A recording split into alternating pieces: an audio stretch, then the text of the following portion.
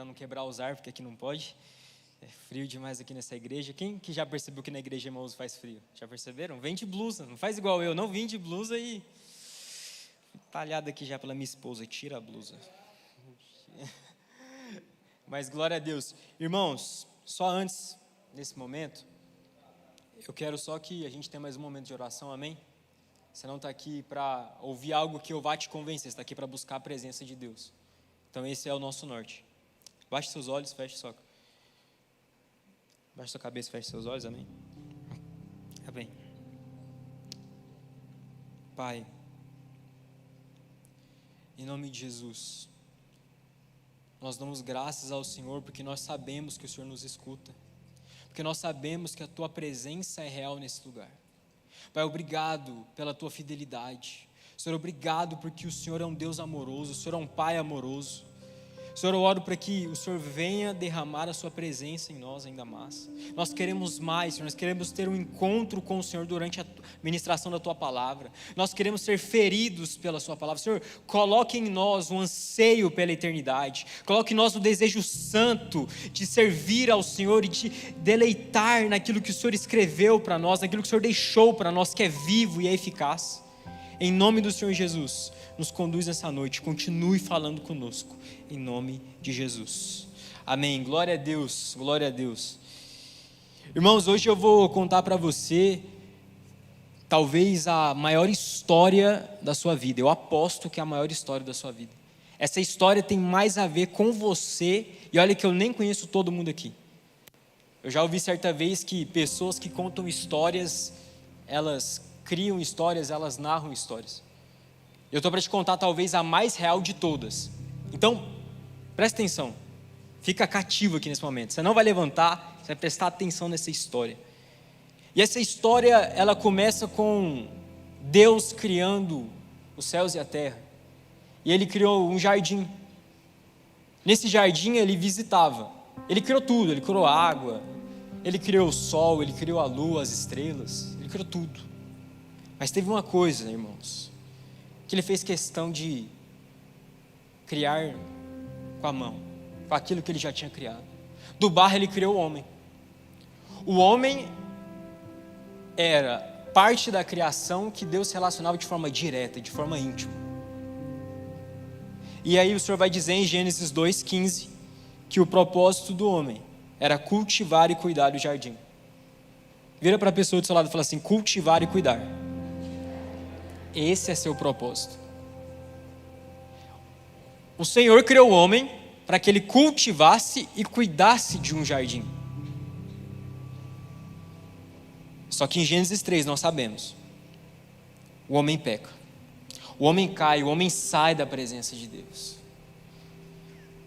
E nós vivemos uma geração, irmãos, que as pessoas não entenderam o que aconteceu em Gênesis 3. Nós relativizamos, nós conseguimos viver uma vida no jardim e no pecado, quando duas coisas nunca foram iguais, nunca conseguiram subsistir no mesmo lugar. E se você me perguntasse o que é o pecado, eu te falaria: o pecado é o câncer da humanidade. Falar, o problema da sua vida não é um emprego, o problema da sua vida, meu irmão, não é uma vaga no estágio, que ainda não saiu, não é uma vaga, não é o seu bacharel ainda, não é o seu casamento que você ainda não tem. O problema da sua vida é o que te tira de ouvir a voz de Deus e estar na presença dEle com a consciência limpa. O nome disso é pecado. Mas Deus é bom, justo e misericordioso, glória a Ele. Agostinho vai dizer que o pecado é crer de forma independente de Deus, a tal ponto que eu sou o princípio de todas as coisas e eu também sou o fim de todas as coisas. Quem aqui tem aquele cara que você conhece no trabalho, na faculdade, e fala: mano, esse cara, parece que ele anda com um espelho assim. Uau, que pessoa mais pentecostal, uau. Entendeu? Tipo assim, mano, uau, é isso. O cara é isso. O cara se acha o Neymar sendo convocado igual assim, meu Deus, será que ele vai hoje? Será que ele vai hoje? Claro que ele ia, não tinha como, né? Ele não ia sair vivo dali se ele não fosse. Deus abençoe o seu lote, amém. Mas o pecado, irmãos, é isso. Ele te coloca olhando para si próprio como o princípio e o fim de todas as coisas. Portanto, não é mais o que nós precisamos, mas o que eu quero. Portanto, não é mais o que nós devemos, mas o que eu preciso. Apenas o que eu preciso. E que se o que eu preciso for necessário, eu vou sacrificar o outro. Eu vou sacrificar o nosso. Eu vou sacrificar a comunhão com a presença de Deus. E essa foi a história que começa de Gênesis 3. Mas glória a Deus, porque Deus é bom, justo e misericordioso mais uma vez. Deus governa tudo. E a gente sabe, a gente vai passando ali pela história. Vem Caim e Abel. Um irmão mata o outro. Com inveja, com ciúmes do outro. Por uma oferta. O pecado se mostrando de novo. Mas Deus sempre tem um propósito, sabe? Deus, Ele criou tudo e Ele fez todo esse plano da redenção para que Ele tivesse comunhão conosco. Nós passamos depois, vamos para Noé com a arca. Nós vamos para Abraão, que recebe uma promessa. Nós vamos para Isaac. Nós vamos para Jacó. Jacó tem seus filhos, e esses filhos são formados agora as tribos de um povo. E em destaque 2 deles que nós vamos prestar atenção hoje. Judá e Levi. De Judá vem a linhagem real, Levi a linhagem sacerdotal. E Deus escolhe um homem então. Como todos esses que nós citamos, Deus escolhe um homem, eu vou dar ênfase para ele. Deus escolhe Moisés e também escolhe juntamente a ele Arão. O que Moisés faz? Moisés tem incumbência de tirar o povo do Egito. Moisés é um tipo de Cristo. O Egito é o mundo. Sabe o que é engraçado? O pecado que a gente está falando é tão sério, mas tão sério. É tão sério. Que Moisés faz o povo passar por um mar que se abriu. Faz o povo ver pão que cai do céu. Conduz o povo para um lugar onde as roupas deles não se desgastam. E o povo fala assim, não, eu prefiro a chicotada do Egito. Meu irmão, se fosse eu, nossa, eu apanhei uma vez na vida, mas o povo ia apanhar, mano. O povo ia apanhar. E o Senhor, é claro, Ele falou então, beleza. Êxodo 28:1, faça aproximar-se de você o seu irmão Arão e os filhos dele, dentre os filhos de Israel, para que me sirvam como sacerdotes. O Senhor, apesar do pecado do povo, apesar da rebeldia do povo, sempre querendo ter comunhão.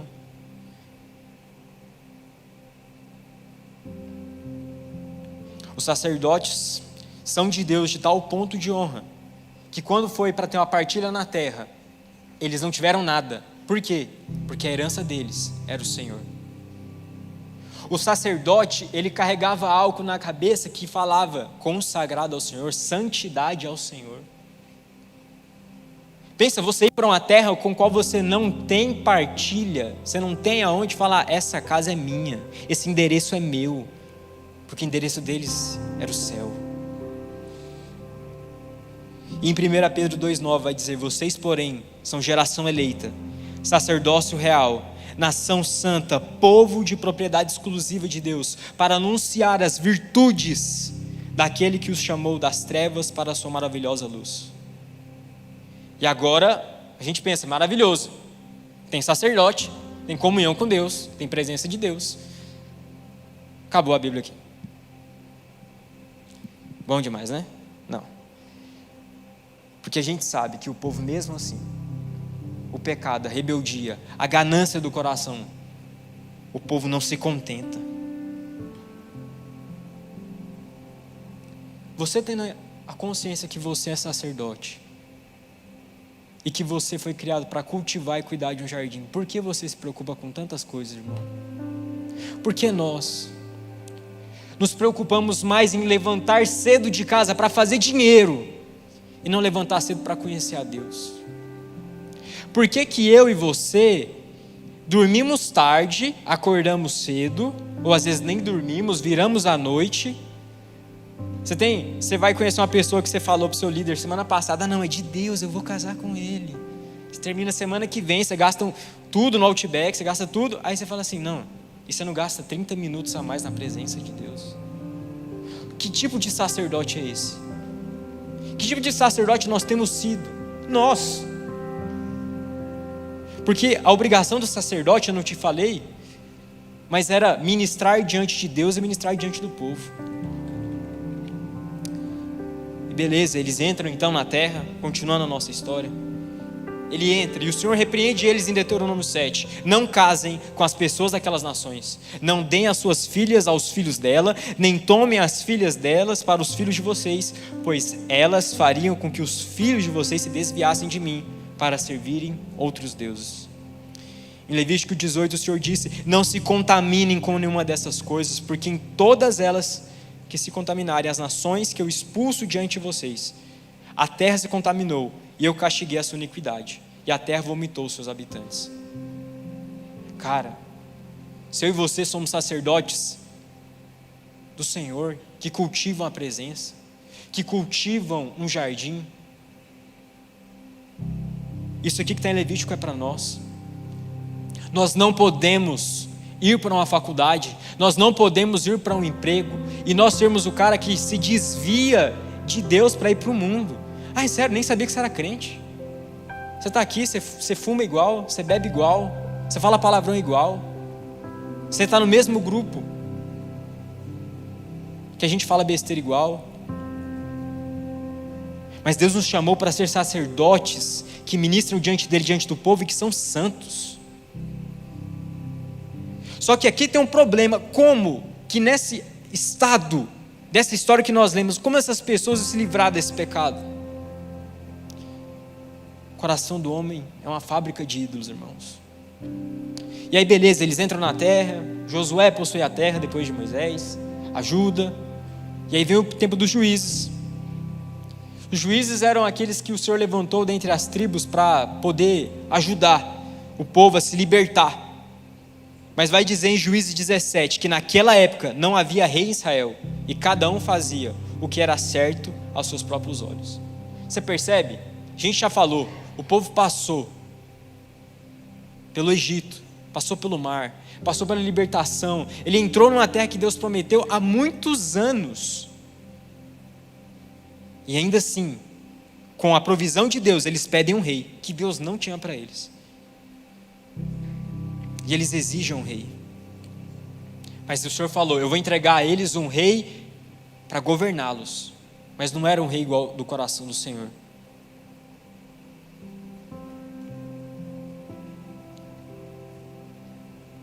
Sabe, nós temos o Senhor, nós temos Deus, e na nossa vida, nós só temos Ele que nos governa. Só que todos os dias nós pedimos um rei, todo dia nós pedimos alguém que fale, não, dita você a minha vida, não, faz o seguinte, eu não preciso ouvir e seguir a lei de Deus, eu preciso que você me fale. Nosso coração é assim, irmão, sem a graça de Deus ele é assim, é um coração que pede, que tem ânsia pelas coisas que não possuem, mas possui o tédio de possuí-las ao mesmo tempo. Quem já viu a expressão, a ânsia de ter e o tédio de possuir? O ser humano é alguém que sem Deus olha para a face da água e se olha no reflexo dela e fica apaixonado, assim como Narciso ficou. E é por isso que uma pessoa narcisista, ela é assim, é uma pessoa que é apaixonada por si mesma. E aí você percebe que você está numa prisão, porque se você é apaixonado por si mesmo e você faz todas as coisas para si mesmo, eu quero te falar uma coisa, você não é livre das coisas que você não consegue dizer sim ou não. Então se você vive um estilo de vida que você não sabe dizer sim ou não, você não é livre. Você não é livre. Nós não somos livres. E o povo, nesse estado, não estava livre. E aí então chegou o tempo dos reis. E aí nós conhecemos os principais, Saul, Davi, Salomão, todos eles reis que de fato influenciaram, têm o seu legado. Mas nós não citamos um, que é chamado Manassés. João Pedro, pode soltar a braba. Manassés. Abre sua Bíblia comigo, em 2 Reis, capítulo 21. 2 Reis está depois de 1 Reis, amém?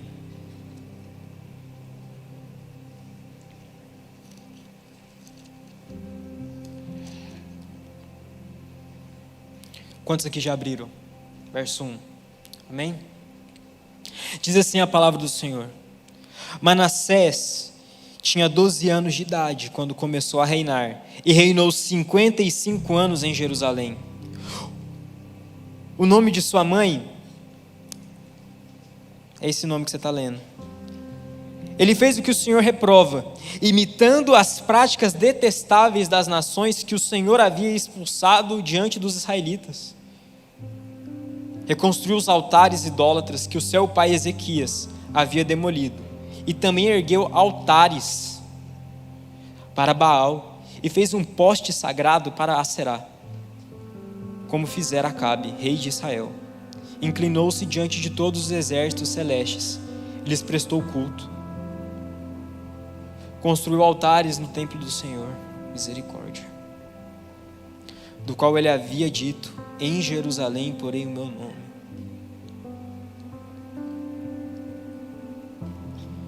Nos 2 pátios do templo do Senhor, ele construiu altares para todos os exércitos celestes. Chegou a queimar o próprio filho em sacrifício, praticou feitiçaria e adivinhação, e recortou e procurou médiuns, e a quem consultava os espíritos. Fez o que o Senhor reprova, provocando a ira. E daqui vai. E aqui é onde nós vamos parar. Irmãos, eu te falei que essa história tem a ver comigo, com você, porque pelo lado da história, nosso lado caído, nós não temos ideia por onde ele vai nos levar. Quero te falar, você não precisa ter medo só de pecar. Você tem que ter medo também de, ao pecar, não ter temor de Deus. Olha o que um rei sem temor fez. Ele queimou o próprio filho. Ele sacrificou o próprio filho. Tudo por quê? Porque o ídolo que eu vejo fora de mim, na verdade ele já está dentro de mim. Aquilo que eu falo, não consigo viver sem, parabéns, você achou um ídolo na sua vida. E esse ídolo, você não está percebendo, você está fazendo tudo na sua vida em prol do seu sonho, tudo na sua vida em prol do seu desejo. Em prol do seu desejo. Tudo na sua vida em prol daquilo que você considera certo. Tudo na sua vida que você considera bom. Mas sua família está indo embora. Sua comunhão com Deus está indo embora. E você já perdeu tanto temor que vai, assim como Manassés, construiu ídolos no templo do Senhor. Irmão, você tem noção que era o templo naquela época? O templo era o lugar onde Deus, assim como no tabernáculo e na progressão da sua revelação, Ele tinha escolhido para que o povo pudesse perceber a sua presença, onde ele tinha escolhido habitar. E Manassés levantou ídolos lá. Irmãos, quais ídolos nós temos levantados no templo do Senhor hoje, que somos nós? Nós temos que nos examinar, irmãos. Se o lugar onde Deus habita há outro poste levantado, nós não podemos falar, irmão, que estamos sendo cheios de Deus. Nós temos que ter temor, irmãos. Nós condenamos talvez Manassés porque fala, como ele teve coragem de fazer isso exposto, e a gente que faz no secreto, e a gente que faz quando ninguém vê, e a gente que pensa, cogita, premedita quando ninguém vê. E nós tornamos o nosso desejo consumado quando um ídolo, ele está no templo de Deus. Manassés fez o que o Senhor reprova, continua. Verso 7.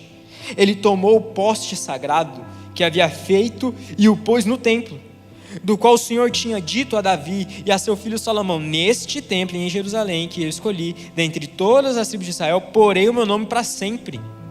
Não farei os pés dos israelitas andarem errantes novamente, longe da terra que dei aos seus antepassados, se tão somente tiverem o cuidado de fazer tudo o que lhes ordenei e de obedecer a toda a lei que o meu servo Moisés lhes deu. Peraí, se o Senhor já prometeu isso para eles que não tinham o Espírito Santo, porque eu e você vamos ser acostumados em viver uma vida de pecado?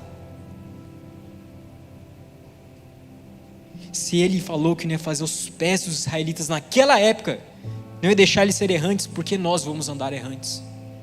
Perceba, eu estou te falando uma coisa, você já entendeu, você já é crente aqui, você sabe que você é morada do Espírito Santo, você sabe que o Senhor, Ele tem comunhão contigo hoje na nova aliança.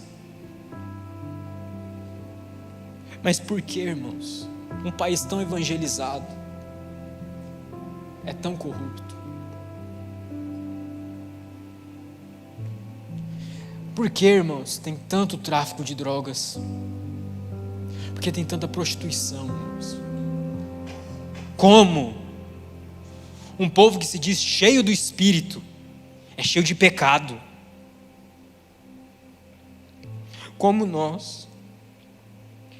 E o Senhor disse, verso 10: e o Senhor disse por meio de seus servos, os profetas: Manassés, rei de Judá, cometeu esses anos coisas repugnantes, agiu pior do que os amorreus que os antecederam, e também levou Judá a pecar com os ídolos que fizeram. Portanto, assim diz o Senhor, o Deus de Israel: causarei tal desgraça em Jerusalém e em Judá, que os ouvidos de quem ouvir a respeito ficarão zumbindo. Tudo bem, eu vou te contar, vou pular agora. Manassés começou cedo a pecar, você viu, com 12 anos. E você percebe, meus irmãos, quando você lê o livro de Reis, que tudo que um rei fazia, o povo também fazia.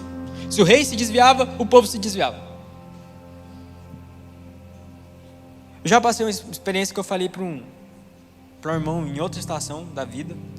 Eu falei para ele assim: mano, acho que você poderia fazer isso e pensar assim. Passou uma semana depois, ele falou para mim assim: João, muito bom, fiz o que você falou, deu tudo errado. Não, mano, eu falei que você podia pensar em fazer assim. Quem já passou por experiência assim? Você dá um sabor, conselho, e a pessoa, tipo assim, entendeu? Não, loucura. Tem as lendas no nosso meio. Passando de Manassés, vamos para Amon. Amon, ele começa a reinar com 22 anos. Acompanhe na sua Bíblia, verso 19. Amon começou a reinar com 22 anos e reinou 2 anos em Jerusalém. O nome de sua mãe era Mesulemete, filha de Arus. Quem não tiver nome para filho quando for ter, procura aqui na Bíblia, muitos bons. Ele fez o que o Senhor reprova, como fizera Manassés seu pai. Imitou o seu pai em tudo, prestou culto aos ídolos aos quais seu pai havia cultuado e inclinou-se diante deles. Abandonou o Senhor, o Deus dos seus antepassados, e não andou no caminho do Senhor. Sabe o que é engraçado? A gente fala que o Senhor nos encontra, amém? O Senhor me encontrou. Mas essa expressão abandonar é forte, cara. Essa expressão abandonar, ela tem o mesmo sentido, tipo assim, deixar para lá, deixar de canto, deixar encostar, tipo assim, deixou. Você percebe que o rei só está naquela posição porque Deus o colocou ali? Você percebe que talvez na sua vida você só está onde você está porque Deus te permitiu estar aí? E Amon abandonou a Deus.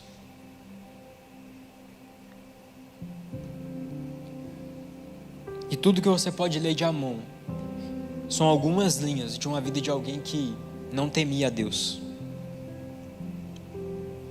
Mas agora eu quero falar com você sobre Josias. Josias começou a reinar com 8 anos de idade. E reinou 31 anos em Jerusalém.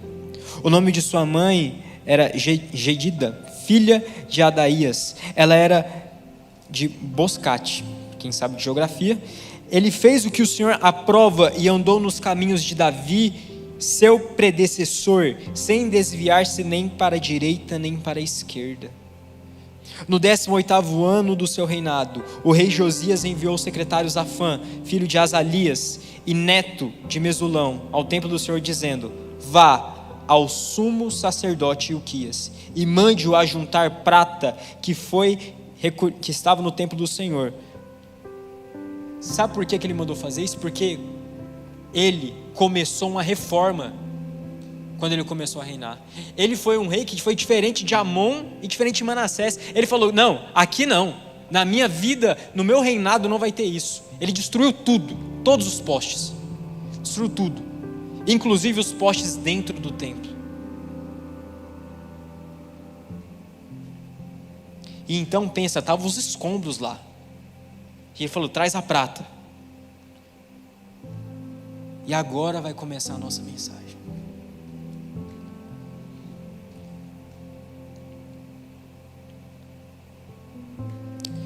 Vai dizer, verso 8, capítulo 22.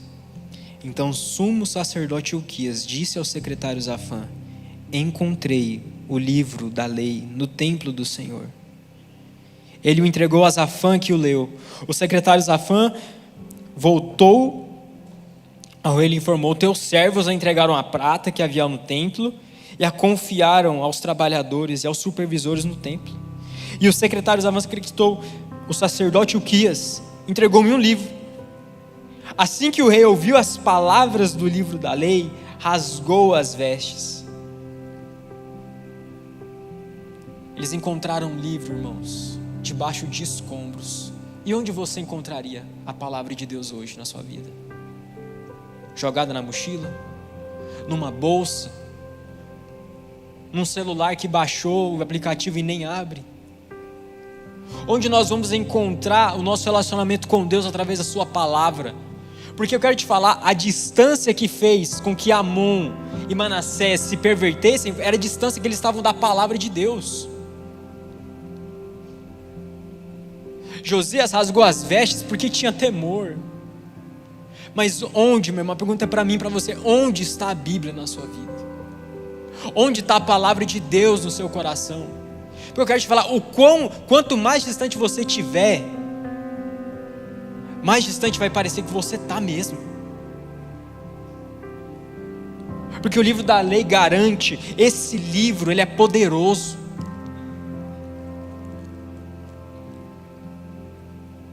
Irmãos, eu não sei se vocês estão entendendo o que eu estou falando. Nós temos um livro, nós temos a palavra de Deus, e nós custamos ler ela, nós custamos falar ela para os nossos amigos, custamos abrir a boca para falar para nós, para declarar para nós no dia mau. Nós custamos. Nós deixamos ela no templo e erguemos ídolos lá, e ela ficou jogada. Porque aí não importa se o que eu quero está aqui junto comigo. Eu não tenho mais temor, eu não preciso mais dela. Eu não preciso dessa palavra. Porque eu quero já estar dentro do templo, o que eu quero já está no meu coração, já está consumado. Onde está a palavra de Deus no seu coração? Você tem que saber, irmão. Você tem que ter um relacionamento tão profundo com a palavra de Deus que, vou ser sincero, é um desafio, é óbvio. Eu não estou falando de um lugar, meu Deus do céu, não, irmão, estou te falando de um lugar que nós temos que perceber, temos que ter a consciência.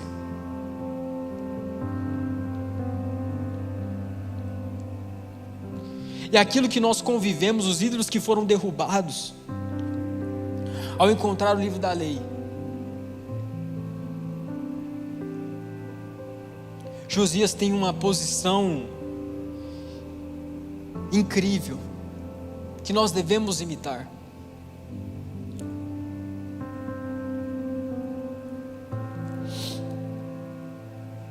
O time de adoração pode subir.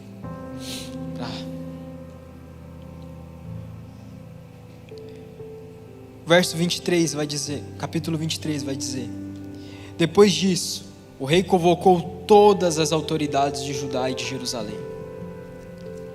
Em seguida, o rei subiu no templo do Senhor, acompanhado por todos os homens de Judá, por todo o povo de Jerusalém, os sacerdotes, os profetas, todo o povo, dos mais simples aos mais importantes. Para todos o rei leu em alta voz todas as palavras do livro da aliança, que havia sido encontrado no templo do Senhor. O rei se colocou junto à coluna real e na presença do Senhor fez uma aliança, comprometendo-se a seguir o Senhor e obedecer de todo o coração e de toda a alma os seus mandamentos, os seus preceitos e os seus decretos, confirmando assim as palavras da aliança escrita. Sabe que você está aqui essa noite? Você está aqui essa noite, irmãos, porque talvez a gente tenha, talvez 100 ou um pouco mais de 100 aqui, não sei. Mas se nós fizermos uma aliança com Deus, com esse livro, com o poder que já foi liberado, eu quero te falar, não existe como nós não marcarmos a nossa geração. Deus não precisou de muitos, Ele só precisou de um Josias. Ele só precisou de um que falou: não, na minha vida não, no meu tempo não, o meu povo, ele vai ouvir a lei do Senhor, ele vai junto comigo nessa aliança, nós vamos obedecer a Deus. Deus não precisa de um culto que esteja estruturalmente bonito. Deus precisa de pessoas dispostas a obedecer, dispostas a buscarem a presença de Deus.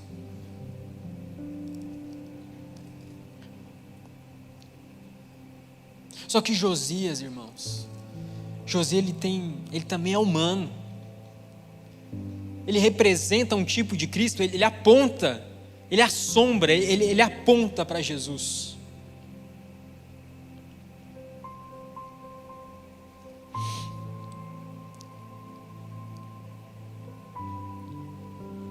E nisso tudo, vai dizer que Josias, ele restaura a comunhão de Israel. Ele restaura. Eu quero te falar, meu irmão, nós estamos falando de Josias, falando de Israel, mas também nós estamos falando de nós. Nós. John Wesley certa vez disse: me dê 100 homens que não temam mais nada a não ser a Deus, e que não odeiem outra coisa a não ser o pecado. Será que tem gente aqui que está disposta a isso? Será que tem gente que está disposta a fazer uma aliança com Deus, de não gastar a juventude com o mundo, enxopada, em lugar onde tem gente indo para evangelizar, você está indo para ser evangelizado? Será que tem gente que está disposta a ser canal de Deus, para ser templo para a habitação do Espírito Santo? Isso aqui é um chamado para todos, mas alguns respondem. E se o Senhor coloca um incômodo no seu peito, de você derrubar os ídolos, de você destruir, e você fizer uma aliança, e colocar as palavras desse livro agora no seu coração, quero te falar, é disso que Deus precisa. Deus precisa de um homem e de uma mulher, que passa mais tempo de joelho do que em pé. Porque eu quero te falar, meu irmão, tudo que nós passamos e nós vivemos, no mal, no pecado, já foi liberado para que nós pudéssemos vencer.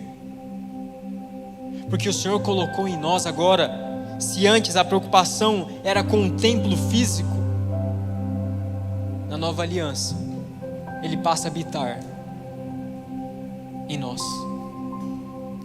Então peraí, se o Senhor habita com você, meu irmão, deixa eu te falar, não permita que no lugar da habitação de Deus, no seu coração, tenham coisas que roubam a glória de Deus. Não permita no lugar da sua habitação, tenham um prazer, tenham um sonho que não é um sonho de Deus. Não permita que ali tenha uma ambição que seja uma ambição que não seja algo proposto por Deus.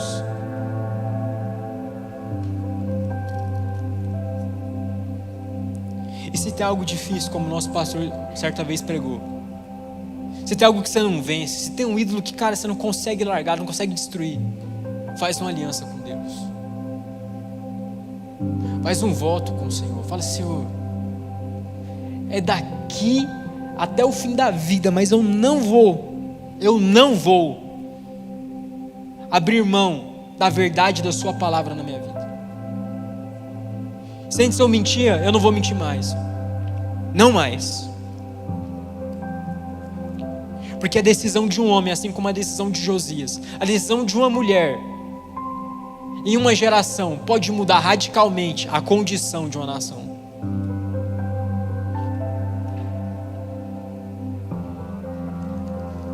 Se coloque de pé no seu lugar.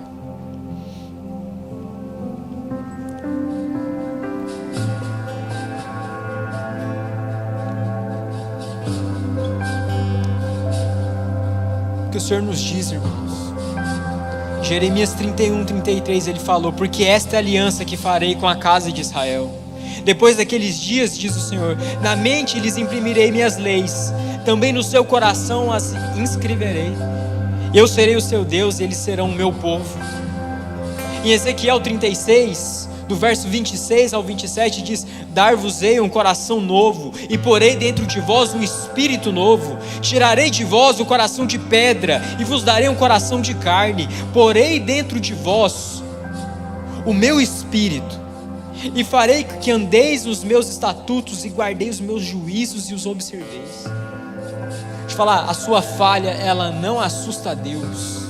Deus sabe, irmãos. Deus sabe que nós somos falhos. Deus já viu o seu pecado já antes de você cometer.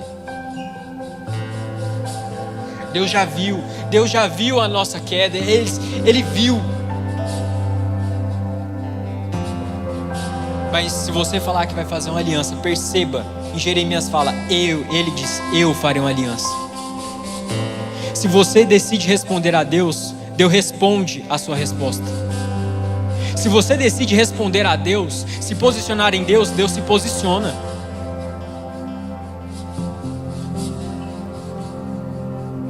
Se você pedir um coração novo, Deus te dá.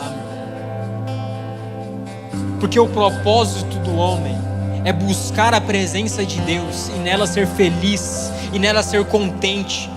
E a pergunta que você tem que fazer hoje, nessa noite, é por que às vezes nas áreas da sua vida você não consegue ser feliz em Deus completamente? É porque que é difícil, é porque que é temeroso.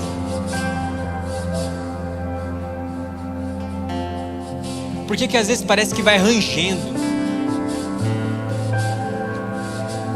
Mas o Senhor nos assegura que Ele vai nos dar um coração novo, que Ele vai nos dar um coração de carne ao invés de um coração de pedra, e que Ele vai nos dar o Espírito dEle. Eu quero te falar, o que você precisa não é mais uma realização, que você precisa ser cheio de Deus. Ser cheio de Deus. Às vezes as decisões erradas da minha, da sua vida, não é porque às vezes a gente não tem dinheiro, é porque nós não somos cheios de Deus. Não é porque às vezes a gente não teve muito conselho, é porque a gente não era cheio do Espírito Santo. Que a gente escutou tudo, fez tudo, menos orar. A gente fez tudo, procurou tudo, menos ler a palavra de Deus, menos meditar nela.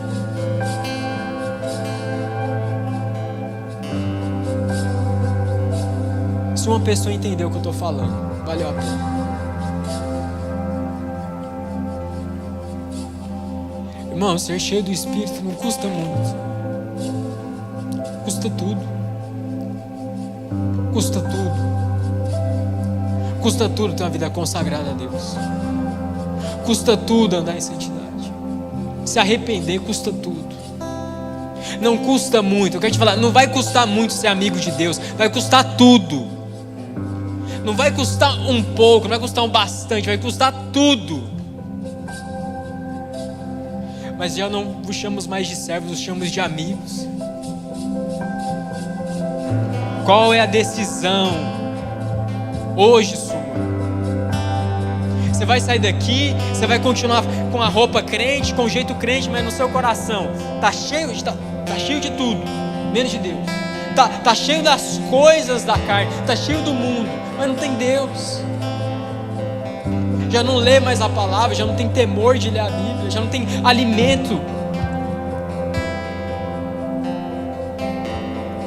Mas e se hoje, irmão, você fizer uma aliança com Deus. E se hoje você trazer à memória que o Espírito Santo habita em você e que você já não é mais escravo, mas livre do pecado. E se hoje você tomar posse daquilo que está escrito, que Ele te deu um coração novo, que Ele imprimiu as leis no seu coração. Todo mundo aqui vai embora para casa depois, vai sair para comer, vai fazer alguma coisa. E que bom, é a comunhão dos santos, dos filhos de Deus. Mas irmão, e quem vai chegar em casa e vai orar um pouco mais? Para ser amigo de Deus, para ouvir o coração de Deus.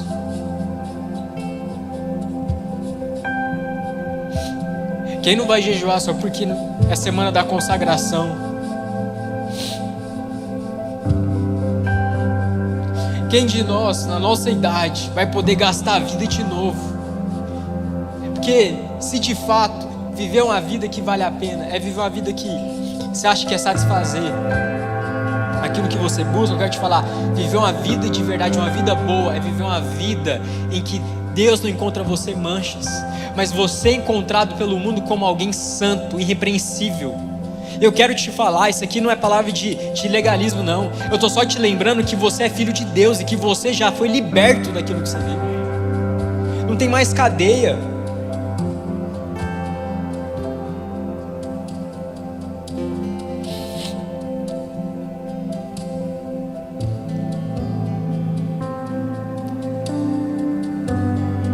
Cuidado, irmãos, vamos ter cuidado. Onde o Senhor habita, você só foi criado para cultivar e cuidar de um jardim. Não tem por que a gente ter tanta pressa com as coisas. Você foi chamado para ser um jardineiro. Deixa eu te falar, sua profissão de engenheiro, de médico, enfermeiro, que seja, não te define. O que te define, se for para falar uma profissão, é jardineiro. É cuidar de um jardim, é cultivar um lugar para a presença. Essa é a minha e a sua função. Eu quero te falar, não permita que no seu jardim tenham espinhos. Não permita que no seu jardim tenham pragas que vai consumir o resto. Não permita, irmão, porque é nesse lugar onde Deus desce para ter habitação com você, para ter relacionamento com você. E quem dirá agora, nós sendo casa de Deus, nós sendo o tabernáculo do Senhor na nova aliança, o que nós iremos deixar entrar no templo?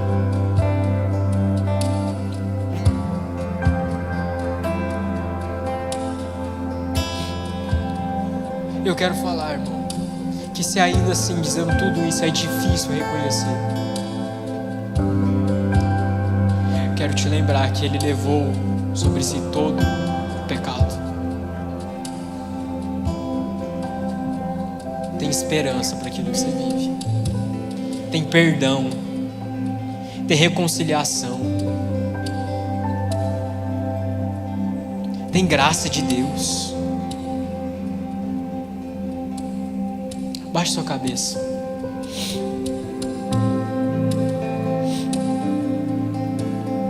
Começa você a falar com o Senhor.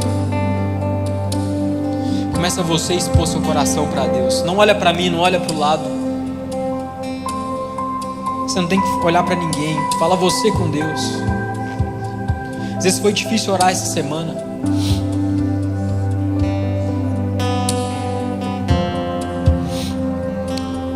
Fala assim, Senhor, me limpa, Senhor. Senhor, me faz ter uma aliança contigo. Senhor, despedaça os ídolos do meu coração. Senhor, tira a sujeira do templo. Tira, Senhor, do jardim aquilo que não vem de ti, aquilo que o Senhor não criou, aquilo que não é bom. Senhor, me limpa, me purifica, Senhor. Me faz novo, me faz de novo, Senhor. Mas não me deixa ficar nesse estado que eu estou. Começa a aumentar a sua voz agora. Começa a orar. Começa a clamar ao Senhor. Oh, Jesus.